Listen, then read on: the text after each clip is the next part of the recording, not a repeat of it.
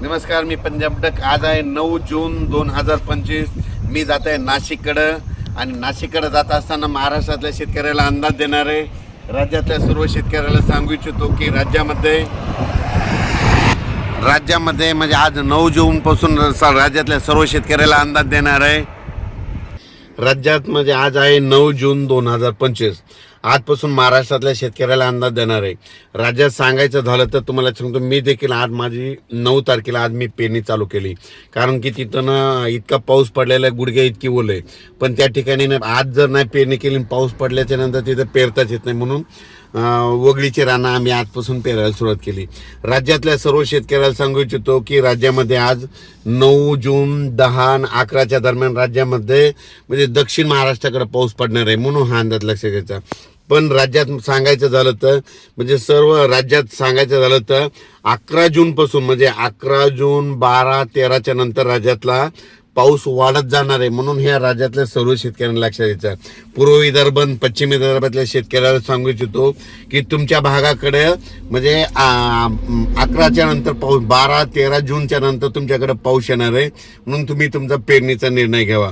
त्याच्यानंतर दक्षिण महाराष्ट्रातल्या शेतकऱ्याला सांगू इच्छितो की दक्षिण महाराष्ट्राकडे म्हणजे तुम्हाला सांगायचं झालं तर आज म्हणजे 9 जून 10 11 12 तुमच्याकडे 9 10 11 12 पासूनच पाऊस तुमच्याकडं चांगल्या प्रमाणात पडणार आहे. म्हणून हा अंदाज लक्षात घ्यायचा.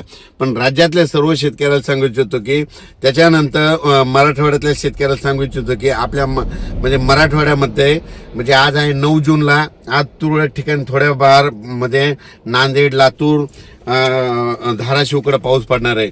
10 जूनला नांदेड लातूर धाराशिवकडे पाऊस पडणार आहे. त्याच्यानंतर 11 जूनला मराठवाड्याकडं चांगला पाऊस वाढत जाणार आहे. म्हणून हा मराठवाड्यातल्या शेतकऱ्यांना लक्षात घ्यायचा.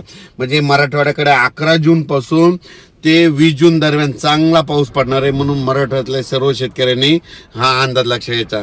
दररोज भाग बदलत मराठवाड्याकडे पाऊस पडणार आहे, मराठवाड्यामध्ये पडणार आहे. म्हणून हे लक्षात घ्यायचं.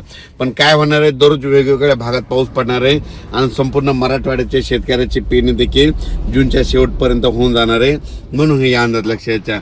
त्याच्यानंतर उत्तर महाराष्ट्रातल्या शेतकऱ्याला सांगू इच्छितो की तुमच्याकडं म्हणजे 12 जूनच्या नंतर म्हणजे 12 जून 13 पासून ते 20 जून पर्यंत दररोज वेगवेगळ्या भागात पाऊस पडणार आहे. म्हणून उत्तर महाराष्ट्रातल्या शेतकऱ्यांनी हा अंदाज लक्षात घ्यायचा. त्याच्यानंतर पश्चिम महाराष्ट्रातल्या शेतकऱ्याला सांगू इच्छितो की तुमच्या पश्चिम महाराष्ट्राकडे म्हणजे आजच 9 जून पासून तर 20 जून पर्यंत दररोज वेगवेगळ्या भागात भाग बदलत दररोजच पाऊस पडणार आहे, भाग बदलत राहणार आहे. म्हणून हा अंदाज लक्षात घ्यायचा. जमिनीमध्ये जशी ओल असेल तशी तुम्ही पेरणीची तयारी करायची. त्याच्यानंतर पूर्व विदर्भ पश्चिम विदर्भाला परत एक सांगतो की त्या शेतकऱ्याचे बरेच फोन येतात, पाऊस येईल का. तर तुमच्याकडे तुम्हाला सांगतो की तुमच्याकडे सांगायचं झालं तर म्हणजे 12 तारखेच्या नंतर म्हणजे 12 जून 13 पासून ते 21 तारखेच्या जूनपर्यंत तुमच्या पूर्व विदर्भ 6 5 11 जिल्ह्यामध्ये दररोज भाग बदलत पाऊस पडणार आहे. पाऊस पडल्याच्या नंतर तुमची जमिनीची ओल तपासा आणि तुम्ही तुमच्या पेरणीचा निर्णय घेऊ शकता. पण तुमच्या पूर्व विदर्भ आणि पश्चिम विदर्भाला आणखीन एक सांगू इच्छितो की 17-18च्या नंतर तुमच्या पूर्व विदर्भ आणि पश्चिम विदर्भामध्ये मुसळधार पाऊस पडणार आहे, अतिमुसळधार पाऊस पडणार आहे, पूर परिस्थितीचा पाऊस येणार आहे. म्हणून हा अंदाज तुम्ही पूर्व विदर्भ पश्चिम विदर्भाच्या शेतकऱ्यांनी 17च्या नंतरचा हा अंदाज लक्षात घ्या. तुमच्या पूर्व आणि पश्चिम विदर्भामध्ये 11 जिल्ह्यामध्ये 12 जूनपासून पाऊस वाढत जाणार आहे. म्हणून तुम्ही पूर्व विदर्भ आणि पश्चिम विदर्भातल्या शेतकऱ्यांनी हा खास करून अंदाज घ्यायचा. त्याच्यानंतर मुंबईकरांना देखील सांगू इच्छितो तुमच्या देखील पाऊस 12 जून नंतर मुंबई तिकडल्या भागात देखील पाऊस येणार आहे. म्हणून हा अंदाज लक्षात द्यायचा. पूर्व विदर्भ पश्चिम विदर्भ दक्षिण महाराष्ट्र उत्तर महाराष्ट्र कोकणपट्टी खानदेश सगळ्या जर विभागाचा पाऊस सांगायचा झालं तर तुम्हाला सांगतो 12 जूनच्या नंतर पाऊस असा 12ला वाढणार आहे, 13ला जास्त, 14ला जास्त, 15 असा वाढत सगळीकडं 20 जूनपर्यंत संपूर्ण महाराष्ट्रात पाऊस पडून जाणार आहे आणि सगळ्या महाराष्ट्राची पेरणी जूनच्या शेवटच्या आठवड्यात होऊन जाणार आहे. म्हणून हा अंदाज लक्षात घ्यायचा. अचानक वातावरणात बदल झाला तर लगेचच एक मेसेज दिला जाईल. मी खास करून यावर्षी मी काय करत आहे, शेतकऱ्यांचं म्हणजे कोणी म्हणजे वंचित न राहण्यासाठी त्याच्यामुळं दररोजच एक अंदाज देत आहे, म्हणून हा सर्व शेतकऱ्यांना अंदाज लक्षात येतो. पण राज्यातल्या सर्व शेतकऱ्याला सांगू इच्छितो की तुम्ही पेरणी करत असताना तुमच्या जमिनीमध्ये जर ओल असले, जमिनीमध्ये ओल भरपूर आहे, ओल असली तर पेरणीचा निर्णय घ्यायचा. आणि लागवडी करणाऱ्या शेतकऱ्यांनी म्हणजे कापूस लागवड करण्याने त्यांनी म्हणजे आपण आपल्या डेअरिंगने कसं कापूस लावायचा त्याचा निर्णय स्वतः घ्यायचा.